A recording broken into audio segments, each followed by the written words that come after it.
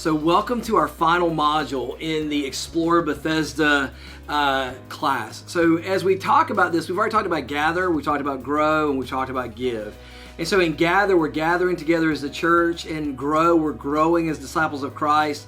In give, we're giving to the mission to expand the kingdom. And in go, we're actually going to do the work of making disciples and serving in ministry. We're actually going to living out our faith. And so go is really important.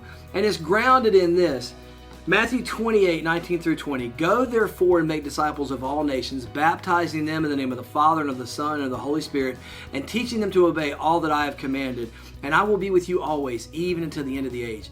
So not only does Jesus give us this command to go and make disciples, but then on top of that, he promises to be with us as we go and make disciples. And in go and make disciples, the command is not the word go. It's almost an assumption that like as you go, as you live your life, as you go to work, as you interact with your neighbors, as you love your family, make disciples. Make disciples is the command, that we are commanded to make disciples. So we as a church, Bethesda is a family on a mission to make disciples. So we want to be biblical in what we do and how we do it in making disciples. That's the whole goal. And so as we do that through international missions like we do when we went to the Amazon and we worked in Brazil to share the gospel and to raise up disciples in this village. We do it locally as we seek to reach our friends and neighbors. We're going to do it as we partner with church planters to grow churches in other areas. We're going to do it in a myriad of other ways. But here's how you do it. Here's how you fit in. Now, you may be a part of one of our mission teams. You may be a part of a local mission where we serve at the Smithfield Rescue Mission. There's always opportunities at Smithfield Rescue Mission and I Choose Pregnancy Resource Center. There's opportunities that abound. But how are you serving consistently? And so when we talk about that, we talked about this a little bit in the Grow, where we said you were going to find your gift. So we would find out how God has gifted you spiritually, the way he's wired you in your personality, and what you've learned from life and the experiences and the successes that you've had in the past. What are you passionate about? What do you love to do? How can we use your passions and your gifts and your personality? How does all of that come together to find a place for you to plug in and serve?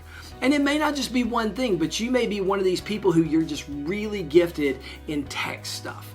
And so you may serve with our tech team and you love running a soundboard and you like working on a computer. You may be one of our people that works in the communication stuff and you like doing social media and you're really good at website stuff. Awesome. You may be one of our people that says, hey, I really love to sing and I want to serve in the choir. You may be one of those people that has a musical talent with an instrument, or maybe you just really love kids and you want to serve with kids. Maybe you have a gift for prayer and you want to be a part of a prayer ministry. There's on and on and on and on. There's so many ways that you can serve. And there's ways that you may say, hey, I'm not really gifted in those other things, but I can fix anything that runs on four wheels. Awesome. We will find a place for you to serve and for you to work. You may say, hey, I'm really good with my hands and I like to, fill in the blank.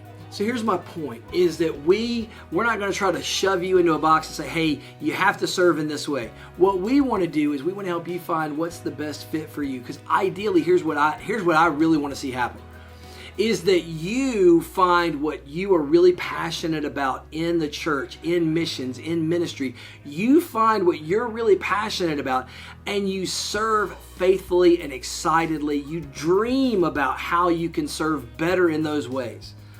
You get excited about, hey, it's time for me to go serve and do this thing. And there may be things that you can do from home and serve. And there may be things that you do in your schedule. It doesn't have to just be on Sunday mornings or Wednesday nights. There's other ways that you can serve. But the whole point is that we serve.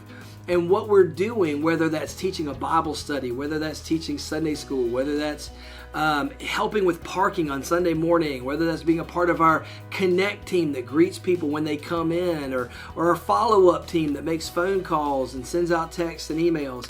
There's so many different places and ways that you can serve. It's a matter of finding what's a good fit for you. And you may bounce around and try several things before you really find that gift. But this is, again, where it's important for you to be a part of a discipling community of people that will get to know you. So as you have friends in your discipling community that know you, that know your personality, that know the way that you work, those folks can then say, hey, I think you'd be really good at this. And then you go and you give it a try. And there will be opportunities that come up that you hear about in Sunday school. We may say, hey, we have a need for somebody to drive this group of teenagers to this thing. Or, hey, we have a need for somebody to make banana nut bread that we can pass it out to people who are moving into the homes around us. Or, hey, we have this need for this thing. Who wants to rise to the occasion? And you give it a try. And maybe it's a good fit and you say, hey, man, I want to continue doing this. Or you say, not really my speed. I want to try something else. We want to find the best fit for you to serve. So keep trying, keep searching, keep finding. And you may find that, man, you just really have a heart for missions and you want to be a part of our missions team and go on one of our international mission trips. So obviously that's kind of curved right now because of the whole COVID thing. But I'm telling you what, I can't wait to get back to Brazil. I can't wait to find new partnerships that we can plant churches and help church planters as they seek to spread the gospel in places around the globe to see God's kingdom expanded. How will you be a part of the mission? See, it's important that we gather together and we find that encouragement in worshiping together and learning together.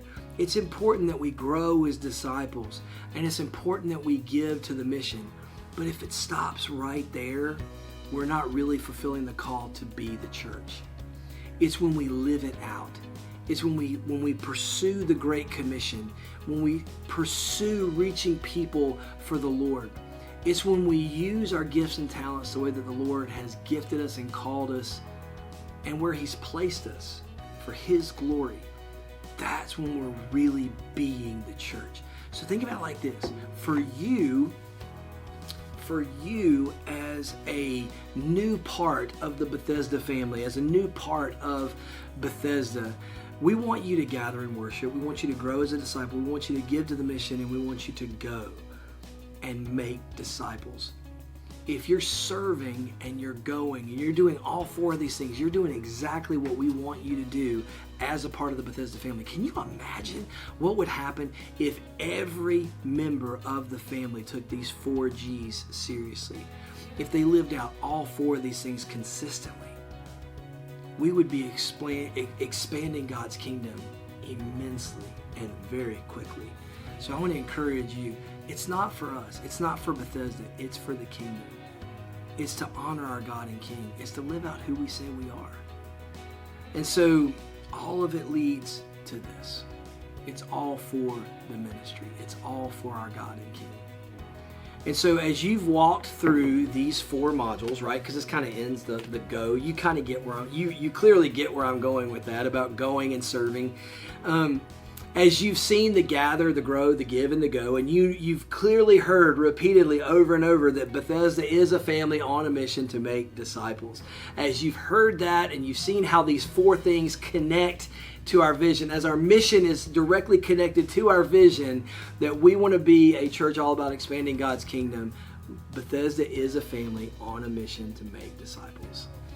As that's the case, if you are joining with us, the next thing that we need for you to do, after you've completed all these modules, you've watched the videos, you know who we are, you want to be a part of what we're doing, you want to be a part of completing that vision, if that's you, then what we want to encourage you to do is there should be a link below or something for you to click below that will tell you for you to contact us and let us know that you've completed the modules. And then what we want to do is set up a time for you to sit down and talk with us one-on-one. We can do it through a Zoom call, or we can just grab coffee and talk face-to-face. It's whatever you're comfortable with. And you can meet with me or you can meet with Landon. And we're just going to talk about your testimony and how you got saved and have you been baptized and what are the next steps. And so since you've completed Explore Bethesda, if you're a believer and you've been baptized, great. We'll move forward from there. If you are a believer but you've not yet been baptized, awesome. We get another chance to celebrate as we seek to worship through baptism. And so the next step, now that you've completed all 4 modules, is just for you to click on the link below and for us to get started with setting up that time for us to just kind of touch base and talk through it. Okay? So thank you guys so much. I'm excited about what the Lord's going to do through you as you become a part of the Bethesda family.